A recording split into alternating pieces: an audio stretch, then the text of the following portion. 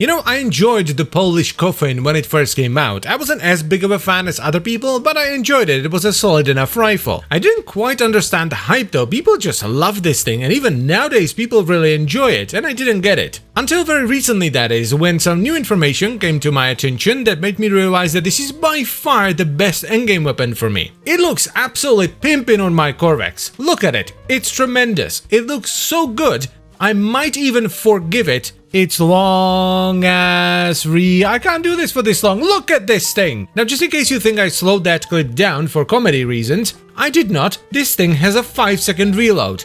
5 seconds. 5. Bloody hell. It's also not the cheapest or easiest thing to get. You need to get to at least rank 3 with the Entrati Syndicate on Deimos to buy all the parts from Father, and then you need to get a Seriglass shard from Grandmother. It does primarily heat damage with a side of impact, and it has a 1.6 meter AoE on impact, which does pure heat damage. It also comes with solid crit and status, though it does have low fire rate. It also comes with a fantastic secondary fire that fires bouncing balls that absolutely dumpster acolytes, or anything else that has the misfortune of being hit by them. As far as the build is concerned, I ended up going with the mech special, so a combination of corrosive, radiation and heat with a corrosive emerald shard. So we have Galvi Chamber for the multi-shot, Vigilante Fervor because the Trumna needs fire rate, we have crit delay and vital sense for crit, radiated reload for radiation damage and reload speed, which is very nice on the Trumna. Next on the menu we have Galvanized Aptitude for the status chance and condition overload, and then we have Malignant Force and high voltage for corrosive. Another important part of this build is the stabilizer mod, because the recoil on this weapon is unfortunate at best and vomit-inducing at worst, especially if you have some fire rate like we do here,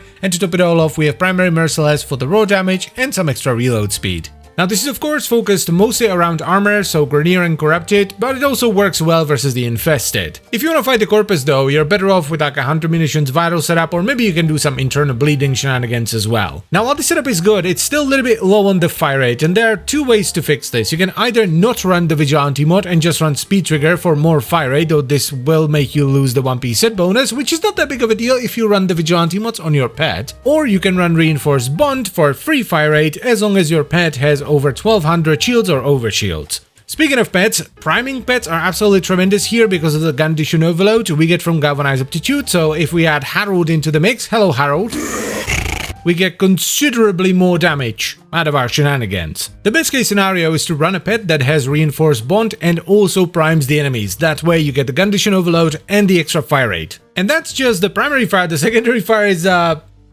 yep, ball goes bounce, I guess. Yeah, the secondary fire is kind of ridiculous. Now, just in case you're not sure, this is level 185 in Steel Path. Okay, now I know the Trumna isn't like the best of the best of the best, but it looks sick, which is the most important thing.